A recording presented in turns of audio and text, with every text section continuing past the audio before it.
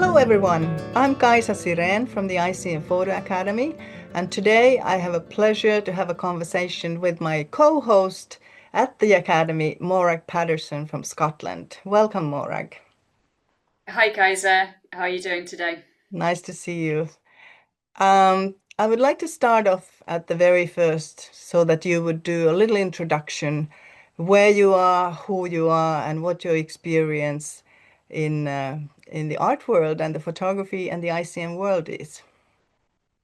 Great, thanks, Kaiser. So I live in southwest Scotland in the Southern Uplands, so in a very rural area. We live on a kind of 11-acre site that we've been doing habitat kind of nature recovery on for maybe 16 or 17 years now. So it's a really interesting place. I've been working with art and creative sort of life for about 20 odd years now, maybe a little bit longer.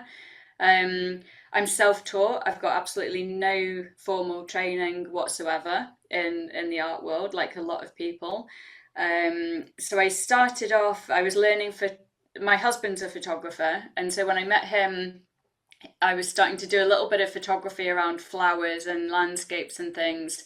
But it's a really, or it was a really precise world, that one. Landscape Mhm. photography, everything must be just so, and the pixels must be just so, and the focus must be this, and there must be all of these rules everywhere. And I don't know, it's just not in my nature to. I'm not that kind of disciplined over detail like that, if that makes sense. And I just wanted to be more free somehow. So I accidentally stumbled across intentional camera movement because one day I was photographing something in the wind. I was using a tripod and I was using a slow shutter to create this movement. And then the next day I went out to continue what I'd been doing because I wanted to work with it more. And there was no wind. So I was like, what do I do now? I want this Yeah. movement. And so, first of all, I was moving the plant with my hand and I had the camera on the tripod. And then I was like, this feels really clunky. The movement doesn't look right. And I suddenly thought, why don't I just pick the camera up and move that instead? And Yeah. then that was it. So I was away. And that was the end of So usage of tripod, was it? yeah, I have used a tripod since across a few projects. But I mean, so the way I work and probably the way a lot of my life has gone is that I sort of always moving through things and changing and evolving. So I did ICM solidly for kind of like 2 or 3 years where we were teaching ourselves how to do it because there was no guidance around because it was quite Yes. rare at that time. There was no one teaching it. There was no kind of set of rules or things you could try. Um, and then we did like zero footprint for 5 years, which was like tripod photography on the whole from one fixed spot, and I didn't do any ICM in that period, Yes. and then and it goes like that. It continues to kind of change as I move through. Have I answered your question there? I'm not Yes, you sure I've got have. And I got have onto another one it. for you based on your answer. Yeah. Yeah. Um, was there kind of a light bulb moment when you realized that you are an artist? Mm-mm. No, and it's only in the last few years I've even felt comfortable using that word about myself. Yeah. Yeah, Okay. yeah, for sure. Yeah, because I think, well, I can't speak for other people, obviously, but I see it a lot in the academy and in the community, the family, people we mentor with. The self-esteem and the doubt around being an artist, I would say, is really prevalent. Hmm. Many of us were told as a child that we're not creative. We were either told we weren't creative or we told ourselves we weren't creative because we didn't fit some mold of being a good at this type of painting or this type of clay work in my case or whatever, and so I think a lot of us can feel like a fraud calling ourselves an artist. Excuse me, thought that was closed. And yeah, so it's taken a long time for me to feel comfortable saying that. And even now, I've had people because I do a lot of other work, sort of voluntary work, and when they Yeah. say, "What's your day job?" and I say an artist, they've actually just laughed out loud at me. Yeah. And to their credit, they've been embarrassed about that. Yeah. Yeah. Yeah. Yeah. An But also, artist, it's but good. what do you do for work? Yeah, yeah, yeah. yeah, and also it's maybe so different from the other context that they see me in as well. But Yeah, yeah, that's but it's right. good. I don't want to take myself too seriously, so that's okay. But yeah, it's very recent that I've started feeling comfortable saying that. Okay, but I'm glad you are. But do you remember, or do you have, can you answer us, why did you become an artist? Have you thought about that? I just fell into it yeah, like I do with everything. I just fell into it like circumstances. I never make it, I really rarely make a decision to do something. Like Yeah, an opportunity comes up and I just follow it. I'm a reactive person, the way it's the way I create and everything. I react to things rather than pre-planning things. but you have been Because also doing I'm not art very good at already for like, such a long time that this rabbit hole where you have fallen, it must be very, very appealing to you. Otherwise, you would have picked up the next log and gone down the river. yeah, yeah, I like that expression. I'm gonna get that on a t-shirt. um, But I guess because it's been very varied as well, the kind of artwork I've been doing, it's not felt like doing the same thing. And it's not that I deliberately stopped doing something to pick up something new, because I don't even plan to that extent. Yeah, yeah, Um, yeah, so it's just the circumstances.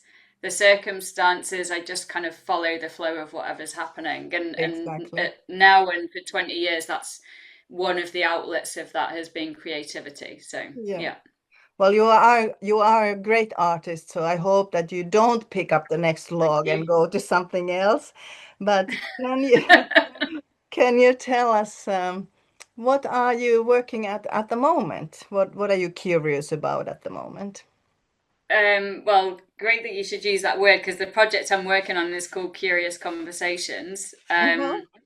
So I've been working on this for, gosh, I think 2 years now. I just can't believe how time just whooshes by these days.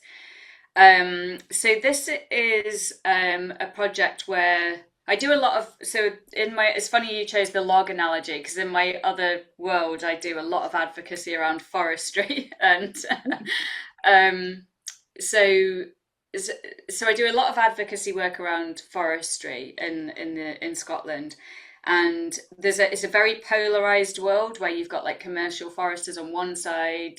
I don't want to, I'm using that in inverted commas, and you've got communities, and then you've got the whole kind of conservation bodies, and everyone's at a loggerheads, if you'll pardon the pun.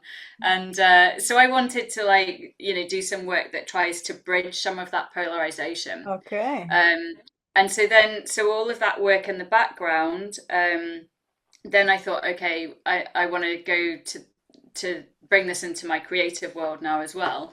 And so I did a year's residency where I was shadowing a forester, a guy who called Andrew McQueen, who runs this really interesting commercial forest about an hour away from where I live.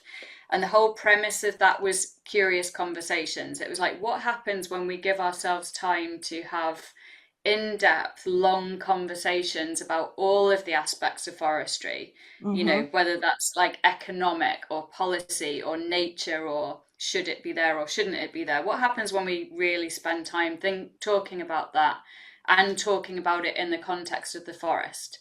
So while he's working, and just Yeah. talking. And that took us down this rabbit hole of through one of the conversations. We also had a soil scientist there, a woman called Petra Guy, who we got talking about the potential life forms in the air around the leaves of trees that help protect them from attack from diseases and pests. Mm-hmm. And I thought, wow, that sounds absolutely amazing. I want to have a um, let's see if we could find something out about that. And I talked to somebody in a art science collaboration lab to see is there some way we could find out what's in the air of the forest and photograph it or be able to visualize it. And Yeah. so that led us into this project, which is putting these collector plates, settle plates out in the forest, seeing what comes into them from the air, and then photographing them under the microscope.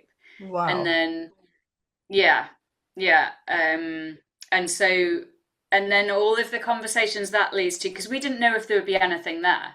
Yeah, We yeah, went out yeah. and did all of this, and we thought we could come back, and 5 days later, there's nothing there in the plates. Yes. Um, and it was quite the opposite. We were absolutely blown away. The plates are full of life forms, and so then, of course, once you discover that and you see that the air everywhere is like full of like fungi and spores and viruses and bacteria, like the whole what looks like empty air to us, unless you can see like dandelion and willow seeds floating around, is actually teeming with life and biodiversity.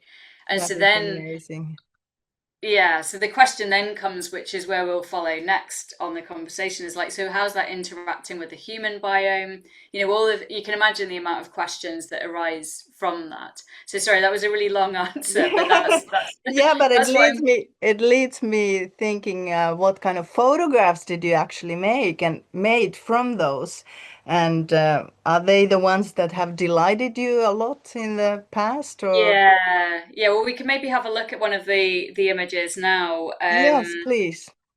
So this is one of the photos that is just kind of blown my mind, over the last couple of years. It is because it was such a surprise. Because when we put these plates under the microscope, for all we knew, we'd seen nothing, and yet there was these entire, like for me, it's almost like galaxies of life in Yes, there.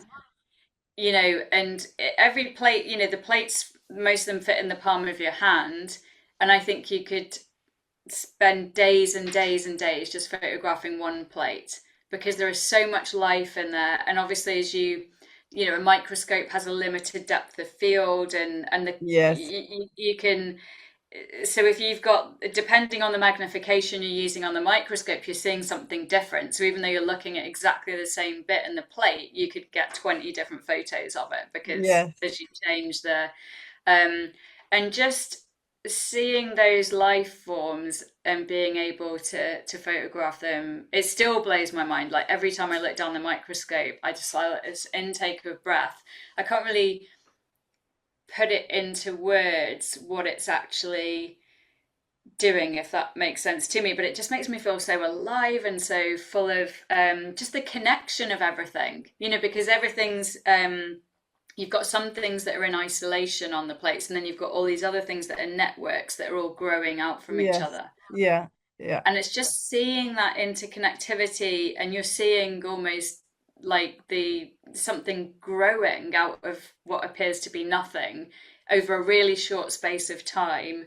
And it for me, it's just it makes me just think so much of the whole kind of like ecosystem and web of life that we're all part of, and to know that that's probably going on in my body and on my body, and just everywhere I look, basically these processes are unfolding yes. And at and the same changing. time, doesn't it hurt how you see how human is destructing the whole ecosystem and destructing so much which things which we don't even see, but how important they are?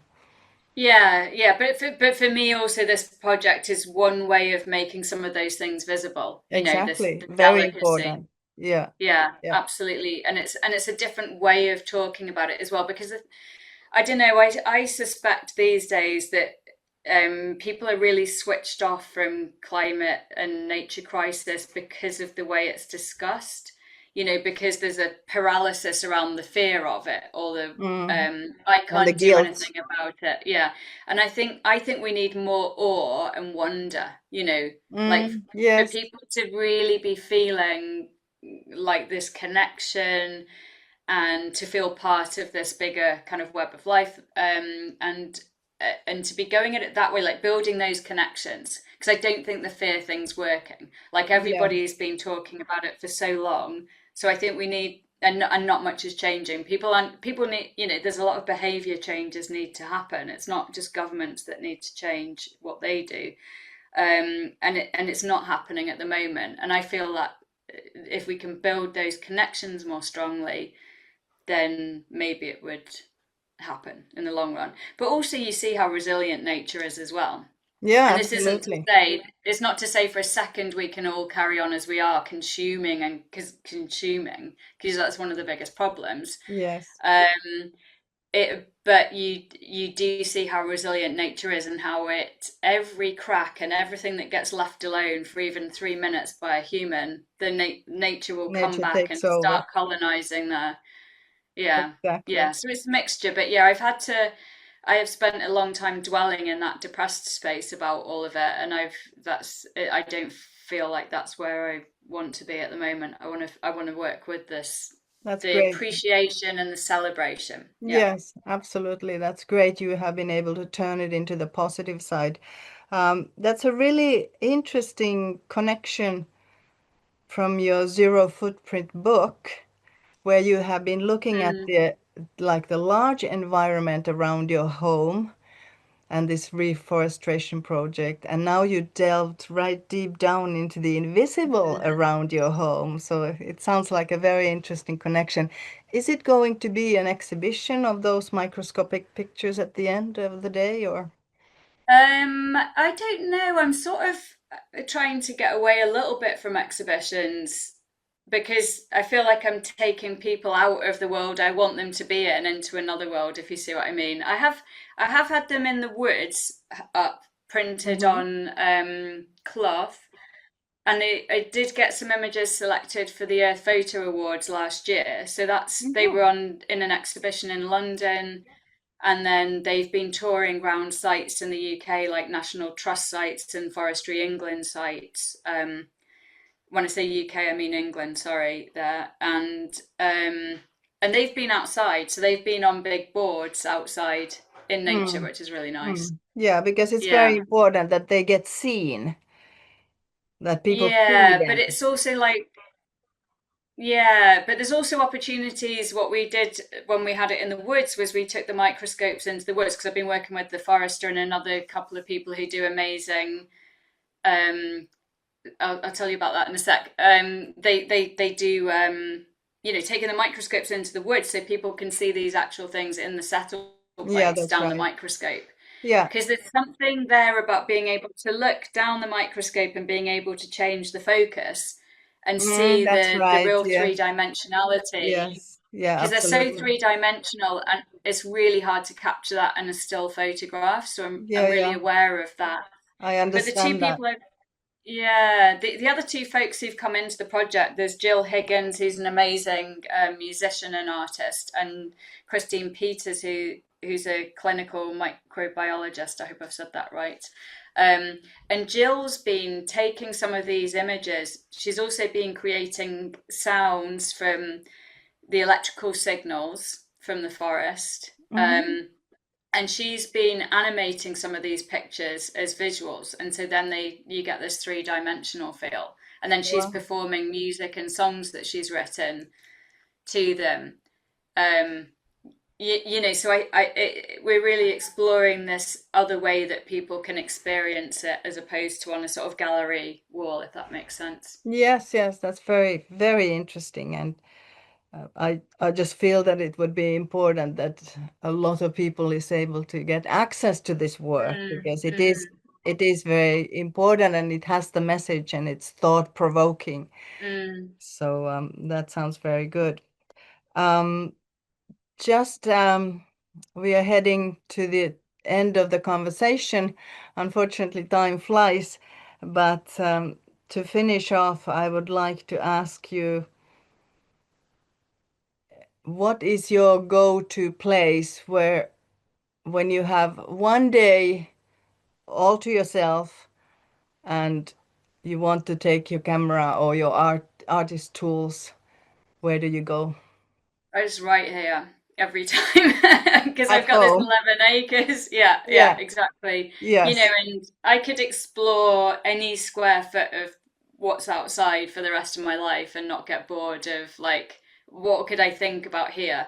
Like, where does this go? Because I always, you know, my brain very quickly jumps to the fact that all of this was created in outer space, and there's this whole mechanism and the whole sense of time of where did this come from, what did it used to be, the transformation, all of that, let alone even just what's there in front of me, like the Yes. grass, the plants, and the creatures, and how that changes. So yeah, I could is always just here, like for me as well, it gives me that immersion, and it means, I'm not having to get from A to B to do something, and I'm naturally watching it all change every day because I'm Yes, yeah, here and I can see it, and yeah, I just yeah, feel very, very connected here. yeah, Yeah. that's interesting. Um, it just shows how much nature has to offer, that you only need a Hmm. little piece and you can spend the rest of your life there.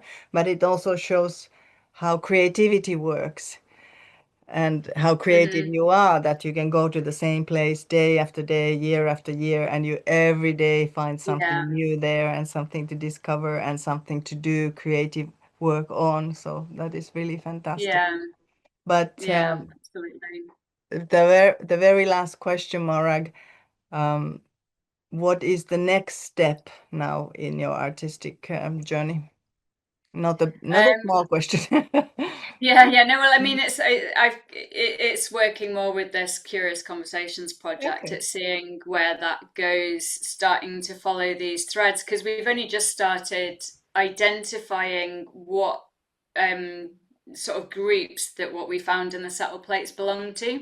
Yeah. What do they do? What's their role in the ecosystem? Are they recyclers? Are they nutrient cycling? What do they do, and where did they come from? Because some of them might have traveled from like hundreds of miles away, whereas some might stay local. Like, we just don't know. There's so much to ask. Yes. And That how do they sounds interact with us? Yeah. That sounds fascinating, and I hope that we are able to see the results then and hear about the results. Yeah, yeah, for sure. Because there's a big part of it is just making the invisible visible, you know. Exactly. And Yeah. so, yeah, And it's also like ICM photography, visualizing the unseen. You take a yeah, picture of something and it ends up being something completely different. yeah, yeah, Whereas you take absolutely. a picture of something and you make it the something that exists visible as it is. Yeah, yeah. Hmm. That sounds so fascinating. Well, thank you so much, Morag. That was really, really interesting conversation. I hope you Yeah, all thank have you. enjoyed what you have heard and learned about Morag and her work.